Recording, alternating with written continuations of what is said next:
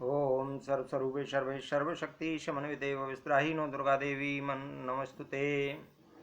नारद जी ने कहा, सबका पालन करने में तत्पर भगवान नारायण अब जिन जिन मनवंतरों में देवी जिस जिस स्वरूप से पधारी हैं, जिस जिस आकार से उन महेश्वरी का जैसा प्रादुर्भाव हुआ है, जगदम्बा के महत्तम से संयुक्त उन संपूर्ण प्रसंगों का वर्णन करने की कृपा कीजिए। साथ ही जैसे और जिस जिस प्रकार से भगवती की पूजा और स्तुति हुई है और उन भक्त वत्सला देवी ने भक्तों का जिस जिस प्रकार से मनोरथ पूर्ण किया है, वह सब चरित्र भी मैं सुनना चाहता हूँ। कृपा सिंधु आप उसका वर्णन कीजिए। भगवान नारायण कहते हैं, महर्षि तुम पापों का संहार करने वाला देवी महत्तम सुनो। इस महत्तम श्रवण के प्रभाव से भक्तों के हृदय में श्रद्धा का प्रादुर्भाव होता है और यह महान संपत्ति का परम साधन है। सर्वप्रथम जगत के आदि कारण महान तेजस्वी लोक पितामह ब्रह्मा जी चक्रपाणी देवादि देव भगवान श्रीहरि की नाभि कमल से प्रकट हुए। महात्मते उस समय ब्रह्मा जी अपने चारों मुखों से शोभा पा रहे थे। उन्होंने स्वाम्भुव मनु को अपने मानस पुत्र के रूप में प्रकट किया। फिर ब्रह्मा जी ने धर्म स्वरूपनी शत्रुपा को मन से ही प्रकट किया और उसे स्वाम्भुव मनु की पत्नी बनाया।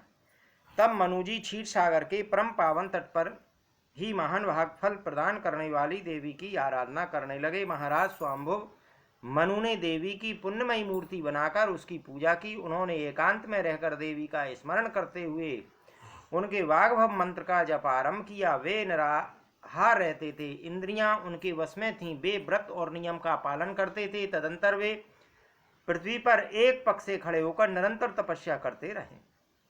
उन महात्मा ने काम और क्रोध पर विजय प्राप्त करके 100 वर्षों तक तप किया। अपने हृदय में भगवती जगदम्बा के चरणों का चिंतन करते हुए वे ऐसे प्रतीत होने लगे मानो कोई स्थावर प्राणी हो। तब उनकी उस तपस्या से जगन्मयी भगवती जगदम्बा प्रसन्न होकर प्रकट हो गई। उन्होंने यह दिव्य वचन कहा, राजन तुम वर मांगो। उस समय देवी के आनंदप्रद वचनों को सुनकर महाराज स्वयंभु मनु ने अपने हृदयगत तथा देवताओं के लिए परम दुर्लभ श्रेष्ठ वर की याचना की। स्वाम्भुव मनु ने कहा, विशाल नेत्रों से शोभा पाने वाली देवी तुम्हारी जय हो। समस्त प्राणियों के भीतर निवास करने वाली देवी तुम्हारी जय हो। तुम परम मान पूज्य, जगत को उद्धारण करने वाली तथा संपूर्ण मंगलों के लिए भी परम मंगल हो। तुम्हारी भवों के संकेत मात्र से पद्मयोनि ब्रह्म जगत की सृष्टि, भगवान विष्णु पालन तथा रुद्र संहार का कार्य संपन्न करते हैं। तुम्हारी आज्ञा से सचिपति इंद्र त्रिलोकी पर शासन करते हैं। तुम्हारे आज्ञानुसार यमराज दंड लेकर प्राणियों को शिक्षा प्रदान करते हैं। जलचल प्राणियों के स्वामी वरुण हम जैसे व्यक्तियों के पालन में तत्पर रहते हैं। कुबेर संपत्तियों के अविनाशी अधिपति बने हैं। अग्नि, नैऋत्य, वायु, ईशान और शेषनांग ये सब तुम्हारे ही अंश हैं और सब में तुम्हारी ही शक्ति व्याप्त है। तथापि देवी, यदि अब तुम मुझे कुछ वर देना चाहती हो तो शिवे मेरी नम्रता पूर्वक यही प्रार्थना है कि सृष्टि के कार्य में किसी प्रकार का विघ्न न उपस्थित हो। जो कोई पुरुष इस वाग्मय मंत्र की उपासना करे उसके कार्यों के सिद्ध होने में किंचित मात्र विलंब न हो। देवी, तुम्हारे इस संवाद को जो पढ़े सुने उन्हें भुक्ति और मुक्ति सुलभ हो जाए। शिवे, तुम्हारे उपासक को पूर्व जन्मों की स्मृति बनी रहे और वह भाषण करने में परम प्रवीण हो।